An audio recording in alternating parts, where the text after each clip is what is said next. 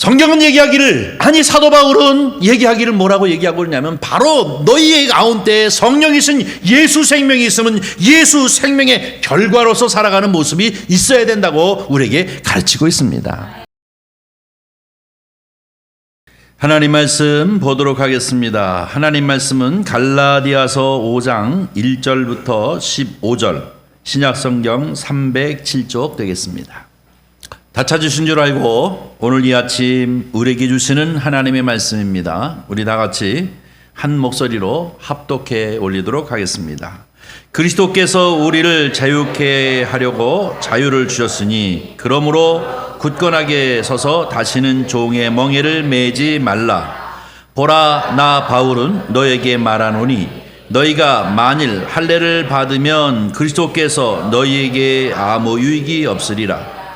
내가 할례를 받는 각 사람에게 다시 증언하노니 그는 율법 전체를 행할 의무를 가진 자라. 율법 안에서 의롭다 함을 얻으려 하는 너희는 그리스도에게서 끊어지고 은혜에서 떨어진 자로다.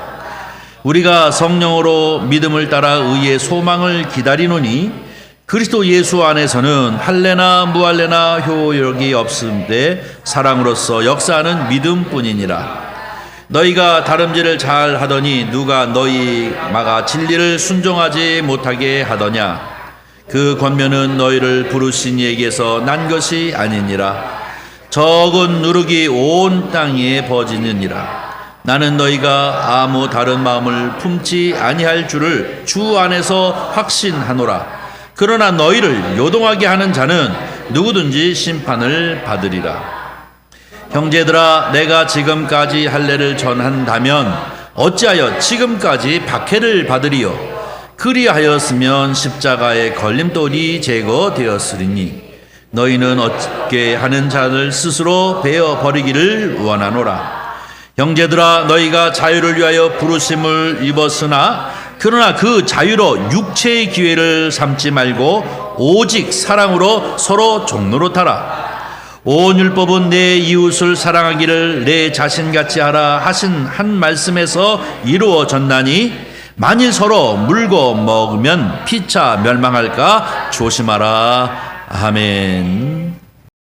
오늘 우리가 함께 읽은 본문 말씀을 가지고 은혜를 나눌 제목은, 저를 한번 따라해 주시기를 바랍니다. 그리스도인의 자유와 사랑. 한 번만 더 합니다. 그리스도인의 자유와 사랑. 여러분의 은혜가 늘 충만해서 삶의 현장 속에서 하나님이 늘 함께 하시는 그러한 역사가 있기를 간절히 바랍니다. 오늘은 우리에게 주신 이 하나님의 말씀을 가지고 저와 여러분이 함께 은혜를 나눌 제목이 바로 그리스도인의 자유와 사랑입니다. 갈라디아서를 우리가 강의에서 공부한 지가 꽤 몇 주 됐습니다. 한 10여 주 되는데요. 1장서부터 4장까지 이제 마치게 되어지고 5장을 들어가게 되었습니다. 갈라디아서는 1장서부터 6장까지 되어져 있었고, 또 여러분 우리가 처음 시작할 때도 이 갈라디아 교회 성도들이 복음을 받아서 얼마나 기뻐하고 즐거워했는지 모르는데, 사도 바울이 이 자리를 비운 사이에 이제 거짓 교사들이 그들에게 이제 이 율법이라고 하는 것을 심어줌으로 그들이 갈등하고 고뇌하면서 자꾸 어느 한쪽으로 치우치는 모습을 바로잡기 위해서 먼저 지금같이 이렇게 교통수단이 발달되었으면은 쫓아갔을 터인데, 그렇지도 못하니까 먼저 이제 자기 일정도 있고 그러니까 인편으로 보낸 편지가 바로 이 갈라디아 지방에 있는 교회들의 성도들을 향하여 이제 쓰신 서신이다라는 말씀을 드렸습니다. 1장부터 4장까지는 어떤 의미에서 교리편에 속하는 것이고요. 그 다음에 5장과 6장은 그러면 우리가 복음 안에서 어떻게 살 것인가, 삶의 문제를 얘기하고 있습니다. 자, 1장부터 4장까지는 믿음이 과연 무엇이냐, 그리고 율법이 과연 무엇이냐 하는 것이죠.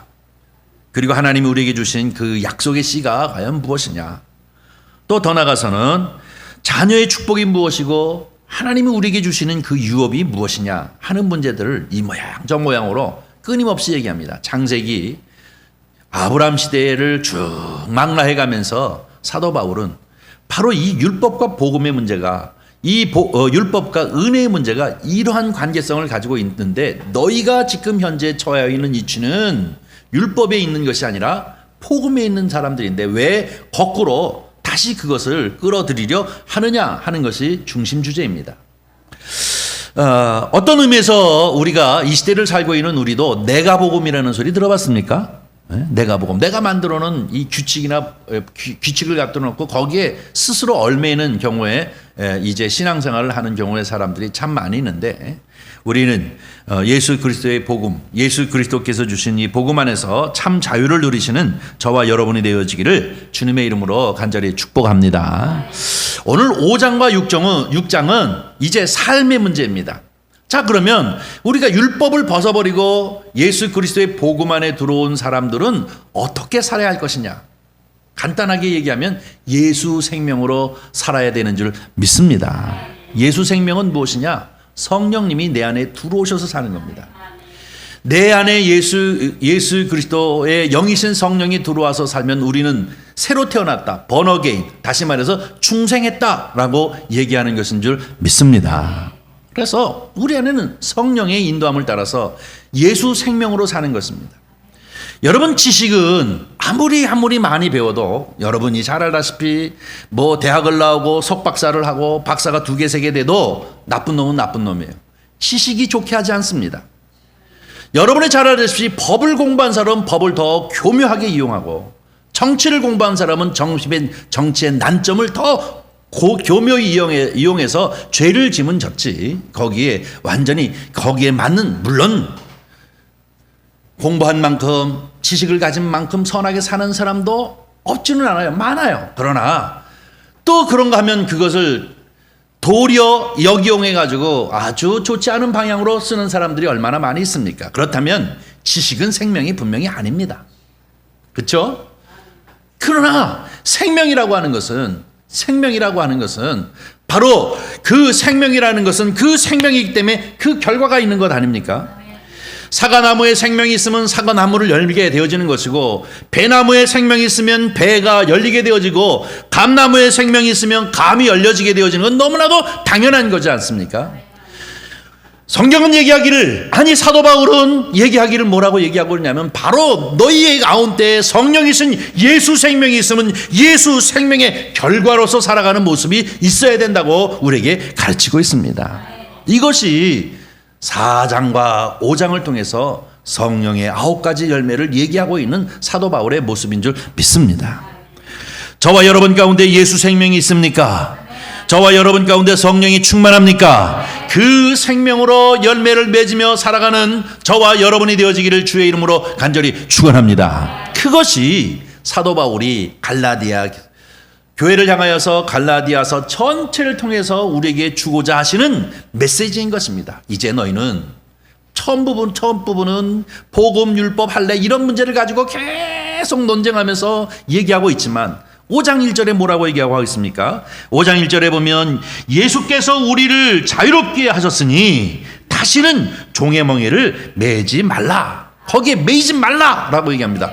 그 다음에 이제는 우리가 어떻게 살아야 할 것이냐? 예수 생명으로 살아야 될 줄 믿습니다.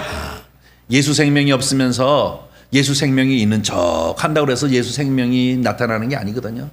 사과나무인 척 한다고 사과 열매가 달립니까? 배나무가? 안 그렇거든요. 마찬가지로 저와 여러분에게 가장 중요한 것은 요한복음에 얘기하고 있는 거지 않습니까? 우리는 바로 포도나무의 접붙임을 받았다라고 하는 것은 예수 생명으로 사는 것입니다. 너희가 내 안에 내가 너희 안에 있으면 라고 하는 이 얘기가 너무나 철학적인 것 같지만 안 그래요. 생명적 관계를 얘기하고 있는 것입니다.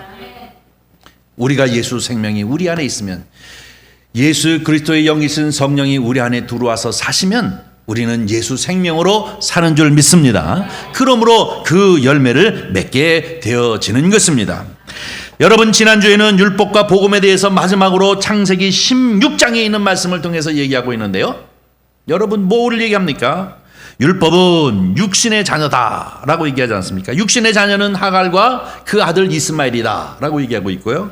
또 복음의 자녀, 은혜의 자녀여 약속의 자녀는 누구냐? 사라와 이삭이다 라는 거예요. 그런데 그 말씀에 순종하고 기다리지 아니하고 사람의 수단의 방법으로 하갈과 이스마엘이 낳게 되어지고 나서 얼마나 있다가 그들이 막 주인 노릇하고 있었는데 한참 있다가 약속의 자녀인 누가 태어났어요? 사라를 통해서 이삭이 태어났어요.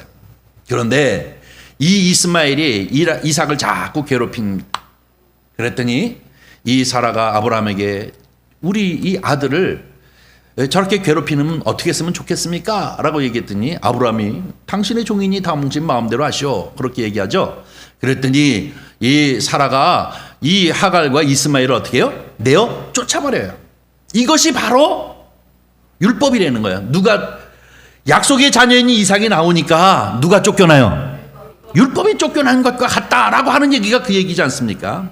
자, 이제는 율법인 이 하갈과 이스마엘이 이 약속의 자녀인 이삭을 괴롭히다가 결국 쫓겨나게 되어지고 이제 진정한 약속의 자녀인 이삭의 시대가 되어졌다라고 하는 것이 복음이다라고 얘기하는 것이 지난주에 우리를 향하여 주시는 말씀인 것입니다. 그런 의미에서 바로 이 구약의 율법은 예수 그리스도가 오시면 그것으로 마침이 되는 거예요.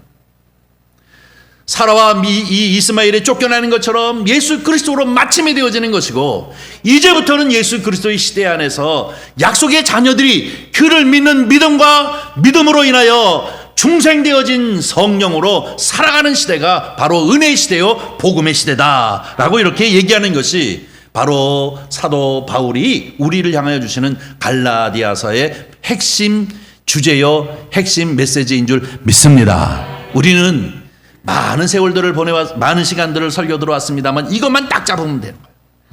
이제 뭐예요? 예수 생명으로 사는 거예요. 믿습니까? 우리가 또 율법으로 기어 들어갈 필요가 없어요. 초등학문에 초등교사 밑에서 종로로 탈 이유가 없어요. 우리는 자녀예요. 우리는 예수 생명으로 살아가는 사람들이다 라고 이렇게 얘기하고 있는 것을 볼 수가 있습니다. 자, 그런 의미에서 저는 오늘 이제 그리스도인의 자유와 사랑이라고 하는 제목을 택했습니다. 자, 이 그리스도인의 자유라는 과연 무엇이냐라는 개념부터 먼저 잘 설정해야 할 것입니다. 이 예수 그리스도인으로서의 자유라고 하는 것은, 그 은혜라고 하는 것은 무엇이냐? 프리덤이라고 하는 영어 단어를 우리가 생각하지 않습니까? 자유. 그런데 이것을 이제 사전에서 찾아보니까 뭐라고 얘기하고 있냐면, 외부적인 구속이나 무엇에 대하여 얼매임이나 이런 것들이 없이 자기 마음대로 할 수 있는 상태를 자유다라고 얘기해요. 요즘 보면은 전직 대통령인 문 대통령 집에 가서 난리를 피고 막 그러면서 이 문제가 표현의 자유가 속하는 것이냐 아니면 표현의 자유가 아니냐 이런 논쟁이 우리 사회에서 지금 일어나지 않습니까? 자유 얘기하고 있는데도 불구하고 어느 한 면에서 우리는 눈살을 찌푸리는, 이것까지를 자유라고 얘기해야 되느냐 이렇게 얘기하고 있는데, 모든 구속 그리고 또 무엇에 대하여 얼매임으로부터 노임을 받은 상태가 자유라라고 얘기하면, 예수 그리스도를 믿는 믿음의 사람들인 그리스도인들이 누리는 자유는 프리덤이 아닙니다. 우리가 누리고 있는 자유는 이것이 아니라 바로 무엇이냐면 해방인 것입니다. 해방. 다시 말해서 이 리버티라고 하는 이 해방을 뜻하는데요. 이것은 무엇이냐면 구속이나 억압, 그 다음에 부담스러운 이 따위에서부터 벗어난 상태를 갖다가 자유다라고 이렇게 얘기하고 있는데, 우리가 얘기하고 있는 자유는 율법으로부터 억압과 또 부담과 억눌림, 구속되어진 데서부터 예수 그리스도를 통하여 해방되어졌던 것이 바로 그리스도인의 자유인 줄 믿습니다. 우리는 이 부분을 조금 더 명확하게 이해하고 넘어가야 됩니다.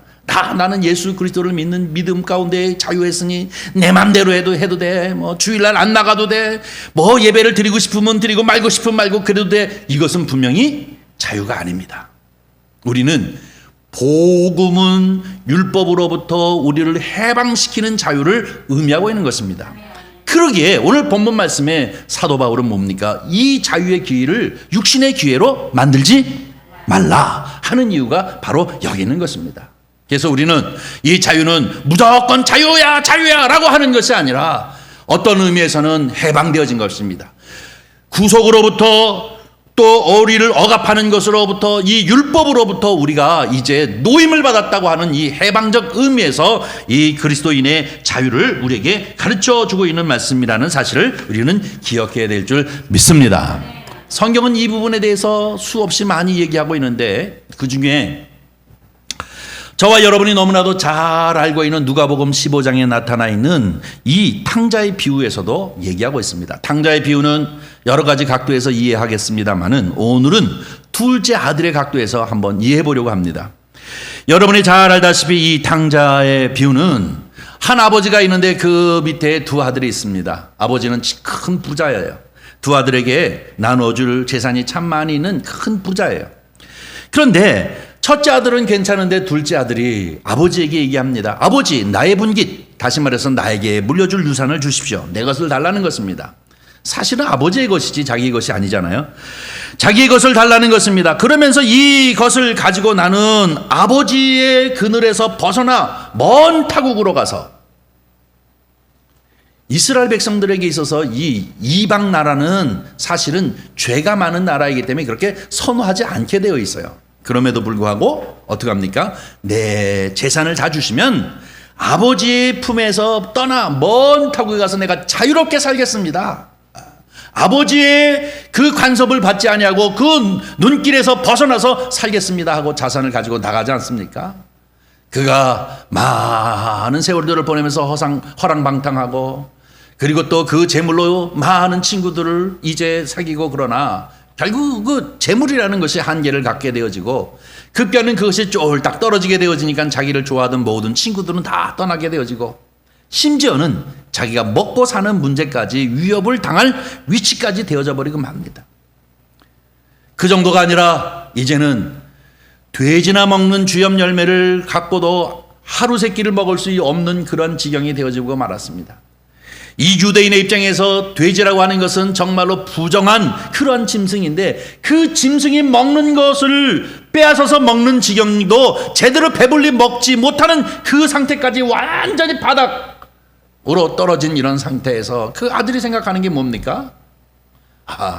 우리 아버지 집에는 지금도 먹을 것이 풍성할 터인데 쪽제비도 낯짝 있지. 내가 집에 가서 아버지의 아들로서 대접해달라고 얘기할 수는 없으니까 이제 품꾼의 한 사람으로 나 좀 써주세요 라고 해서 내 이 배고픔을 좀 달래봐야 되겠다 하고 창피함을 무릅쓰고 이제 아버지 집을 향하여 투덕투덕 걸어와서 거의 눈앞에 다가갔을 때에 아버지께서 쫓아나와가지고 그 아들을 품어안고 그리고 입을 맞추고 얼싸안고 그렇게 즐거워하고 기뻐하는 것은 아버지의 마음이고 제가 오늘 얘기하고 싶은 것은 그에게 옷도 입히고 목욕도 시켜주고 가락지도 껴주고 또 살진 짐승을 잡아다가 어떻게 합니까? 많은 사람들을 위해서 잔치를 베풀자 죽었던 내 아들이 돌아왔다라고 이렇게 얘기를 하고 있는데 아들의 입장에서 둘째 아들의 입장에서 볼 적에 보니까 내가 아버지의 재산을 가지고 먼 타국에 나가서 사는 것이 자유가 아니라 내 아버지 품 안에서 사는 것이 자유이구나 하는 것을 깨닫는 거예요. 내 아버지 그늘 안에서 내 아버지 질서 안에서 살아가는 것이 내가 옛날에는 이것이 자유인 줄 몰랐는데 이게 이 절제되어져 있는 이것이 그 품 안에 있는 자유가 진정한 의미의 자유구나 하는 것을 그가 깨닫게 되어지는 것이죠. 이것이 바로 그리스도인의 자유입니다. 이제 내가 이 복음 안에 들어섰고 은혜 안에 들어섰으니 내 마음대로 허랑방탕하면서 자유를 누리며 산다는 것이 아니라 육신의 기회로 삼는 것이 아니라 이 자유를 그리스도인의 자유를 사랑 안에서 성령 안에서 살아가는 삶이 진정한 의미의 자유임을 우리에게 가르치기 때문에 오늘 본문 말씀 뭐예요? 육신의 기회로 삼지 말으라는 것입니다. 믿습니까? 저와 여러분이 누리는 자유는 허랑방탕하게 이제 나가서 마음껏 즐기고 벌어 마셔라 하는 것이 아니라 하나님의 질서 속에서 하나님의 은혜 속에서 하나님의 사랑 안에서 그 질서와 그 통치 안에서 하나님 앞에 이 유업을 이을 자로서 하나님 앞에 아빠 아버지라고 하는 이 자녀의 자격으로서 누리는 자유가 진정한 복음의 자유요 예수 그리스도인의 자유인 줄 믿습니다. 여기서 떠나면 안 되는 것이죠. 사도 바울이 오늘 우리에게 이것을 얘기하고 있는 것을 볼 수가 있습니다. 여기서 떠나는 것을 우리는 자유라고 얘기하지 아니하고 방종이라고 얘기하는 것입니다. 사랑하는 성도 여러분, 저와 여러분은 하나님을 아빠 아버지라 부르는 자격을 소유한 자들입니다. 이 사람들은 그 안에 성령이 계시고 성령을 주인 삼아서 살아가는 이제 중생되어진 사람들인 것임을 볼 수가 있습니다. 그러므로 주께서 우리를 향하여 주시는 그 은혜를 따라 순종하며 살아가는 저와 여러분이 되어지기를 주의 이름으로 간절히 축원합니다. 한 가지 더 말씀을 드리겠습니다. 여러분이 잘 아시는 구약 성경에 보면 출애굽 사건이 있습니다.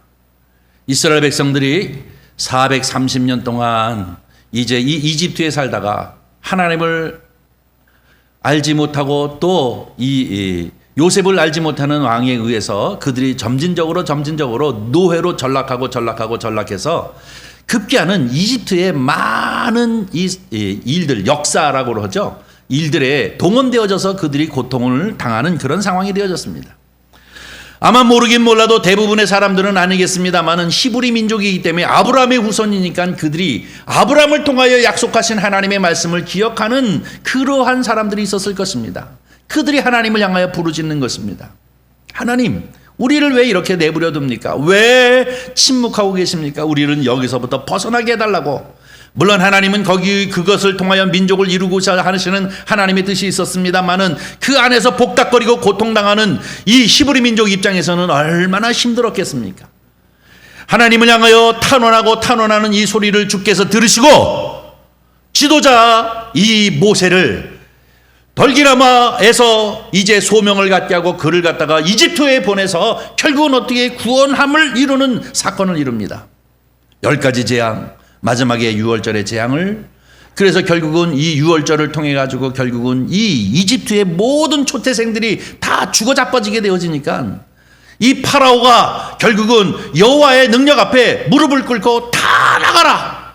이 나라에서 히브리 민족은 다 그를 따르는 것뿐만 아니라 우리 이 나라에서 가지고 있는 모든 재산들 그리고 또 더 나아가 짐승들까지 다 가지고 나가라고 완전히 무릎을 꿇어요.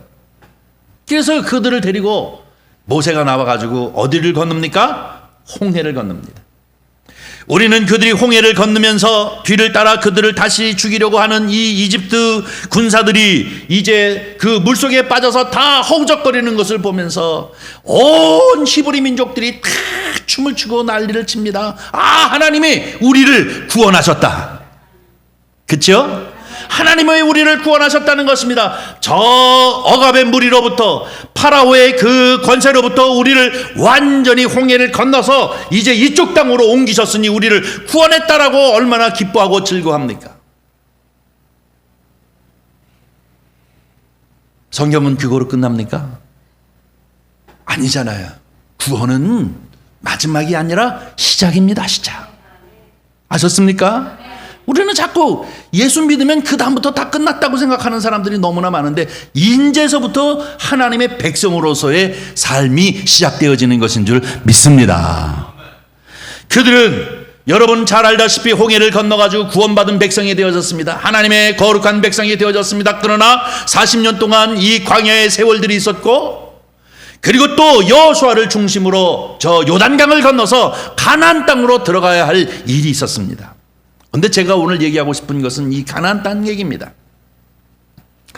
가나안 땅, 젖과 꿀이 흐르는 땅, 약속의 땅, 그러니까 대부분 천국으로 얘기하는 사람들도 있지만 그것을 천국을 표상하기도 하지만 또 한 가지 우리는 이 가나안을 이렇게 봐야 합니다. 여러분이 잘 알다시피 이 요단강을 건넌 이후에 이 가나안 땅에 들어가자마자 그들이 7년 동안이나 전쟁을 계속해서 전쟁을 합니다. 그렇죠? 천국이 전쟁이 있습니까? 그렇지 않잖아요. 그런 측면에서 우리는 또 다른 면으로 봐야 하는 것입니다. 그것이 무엇이냐면 여러분 이 요단강을 건너고 그리고 난 다음에 제일 첫 번째 참락해야 할 성 여리고 성을 함락하기 위해서 이 정탐꾼을 보냅니다. 그 정탐꾼이 가는 과정에서 이제 정탐하고 난 다음에 돌아오죠. 그리고 난 다음에 여호수아에게 이것을 보고하지 않습니까? 나합을 만나고 그리고 난 다음에 이 모든 이야기들을 보고 이제 보고를 하고 난 다음에 저 여리고성은 그렇구나 하고 알고 난 후 여호수아가 이제 첫 전쟁을 치르려고 할 때 느닷없이 한 사람이 나타나고 있습니다. 성경 이 여호수아서에서 우리에게 그것을 가르치고 있는데요. 우리 한번 보도록 하겠습니다. 오늘 본문 밑에 보면 여호수아 5장 13절부터 15절입니다. 자, 우리 함께 읽어보도록 하겠습니다. 여호수아가 여리고에 가까이 이르렀을 때에 눈을 들어 본즉 한 사람이 칼을 빼어 손에 들고 마주 서 있는지라. 여호수아가 나가서 그에게 묻되 너는 우리를 위하느냐 우리의 적들을 위하느냐 하니 그가 이르되 아니라 나는 여호와의 군대의 대장으로 지금 왔느니라 하는지라.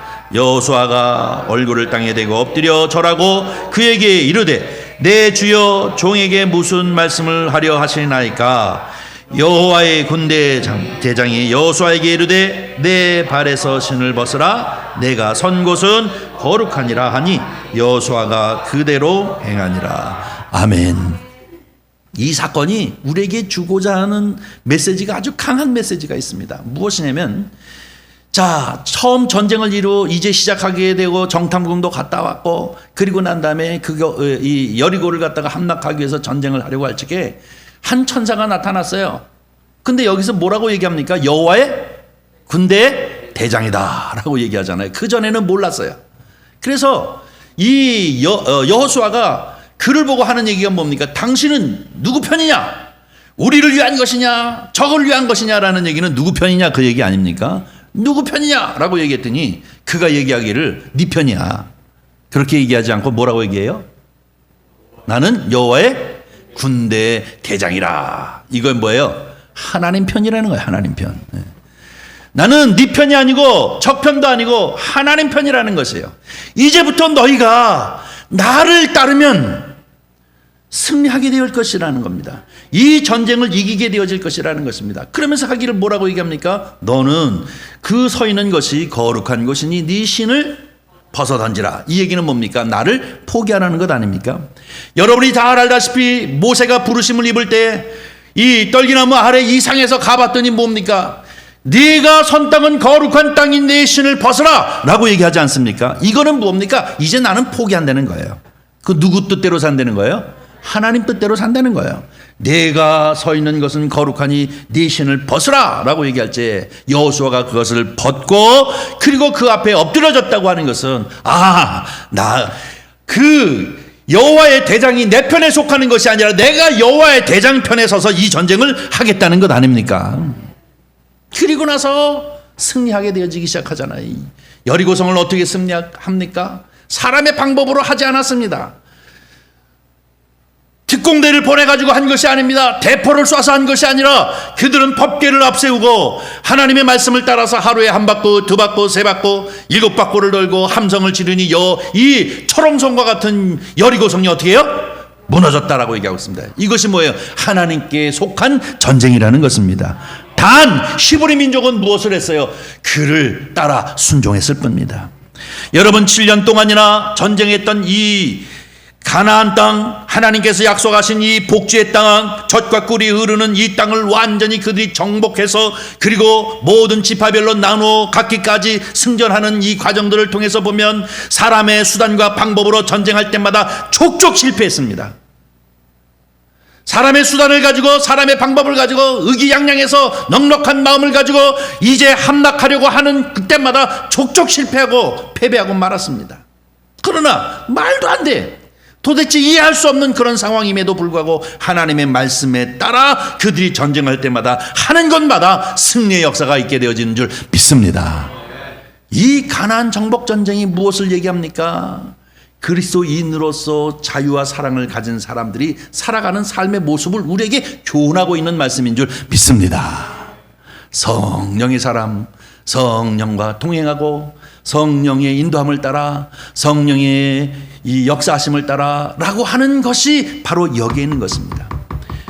여호와의 장군, 여호와의 대장 그를 앞세워서 그의 말에 순종하고 살아가는 것처럼 내 안에 예수 생명이 있어서 예수 생명을 따라 예수 생명의 인도함을 따라서 그 특성을 따라서 우리가 순종하고 살아가는 사람에게는 하나님의 승리의 역사, 하나님이 함께 하시는 역사가 나타나게 되어질 줄 믿습니다. 사도 바울은 5장과 6장을 통해서 이제는 너희가 율법으로부터 벗어나서 그리스도인으로서의 자유를 얻었으니 이제부터는 자유를 방종의 기회로 삼지 말고 어떻게 해요?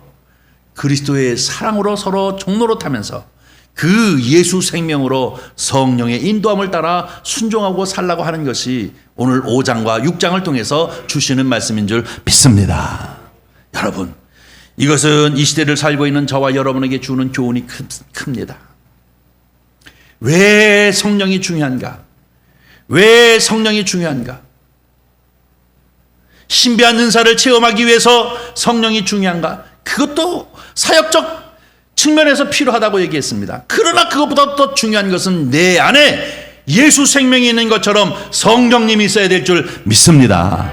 그럴 때 9가지의 성령의 열매를 맺고 살아가는 성도, 하나님의 거룩한 성도, 하나님을 아빠 아버지라 부르는 성도, 하나님의 나라를 유업으로 받을 수 있는 자격을 가진 성도의 삶을 살게 되어지는 것인 줄 믿습니다. 그것이 5장과 6장을 통해서 우리에게 주시는 말씀입니다. 그래서 성령 충만, 성령 충만, 성령의 인도함을 따라 성령 너희는 내 안에 내가 너희 안에, 이런 말씀이 계속 반복되어지는 이유는 바로 이제부터 삶은 무엇이냐?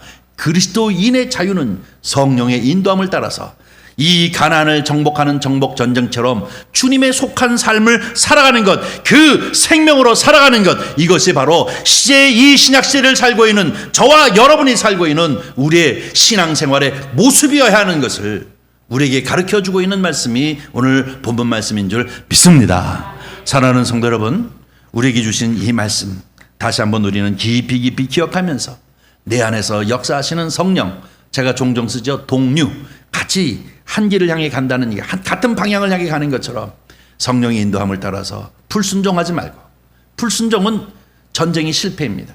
불순종은 전쟁이 실패입니다. 그럴듯할 것 같지만 이리 봐도 저리 봐도 아무리 봐도 이 전략과 전술이 너무나도 당연하게 승리할 것 같지만 하나님의 방법은 그렇지 않습니다. 그것은 철저히 패배하게 하는 것이죠. 하나님의 승리의 방법은 뭡니까? 내가 대장이다. 너희는 내 뒤를 따르라는 거야. 지켜만 봐라 하는 것이 성전, 다시 말해서 성경을 통해서 우리에게 가르쳐 주시는 것 아닙니까? 우리 성령의 인도하심을 따라서 늘 동료하면서 성령의 역사를 따라 살아가시는 저와 여러분이 되어지기를 주님의 이름으로 간절히 축원합니다. 우리 5절 말씀 한번 다시 읽겠습니다. 5절, 본문 5절입니다. 네, 5절 우리 읽습니다. 시작. 우리가 성령으로 믿음을 따라 의의 소망을 기다리노니 라고 얘기하고 있는데요. 여러분, 우리가 이 소망과 희망은 우리가 일상을 쓸 때 똑같은 단어로 주로 많이 이제 겹쳐서 쓰는 경우가 참 많이 있습니다. 그런데 여러분, 소망과 희망은 사실 믿음의 언어 측면에서는 아주 다릅니다. 여러분, 이 희망이라는 것은 무슨 의미냐면 기다림, 바램이잖아요. 바램. 그렇죠? 희망을 갖는다는 것은 바램입니다. 우리 아들, 우리 딸들이 좋은 대학을 가기를 원한다라는 것은 희망입니다. 내 뜻대로 안 돼요. 공부하고 뭐 그래야지. 우리 딸 아들이 좋은 직장을 가져서 편안하게 살기를 참 바란다라고 하는 것을 우리는 이것을 희망이라고 이렇게 얘기하잖아요. 그렇지만 이것은 일반적으로 쓰는 것이 이 희망, 바램을 뜻하는 것이고, 믿음의 사람들이 쓰는 단어는 희망이 아니라 소망인 줄 믿습니다. 소망은 뭐냐? 실체가 있는 거예요. 그냥 바램이 아니라 실체가 있는 거예요. 천국 그러면 실체가, 천국을 소망한다 그러면 뭐예요? 천국이 실체가 있는 거예요. 다만 이것이 올 때까지 기다림이 있는 것이죠. 그래서 소망이라고 하는 것은 기다림입니다. 그 실체가 나에게 오기까지 기다림을 뜻하는 것인데요.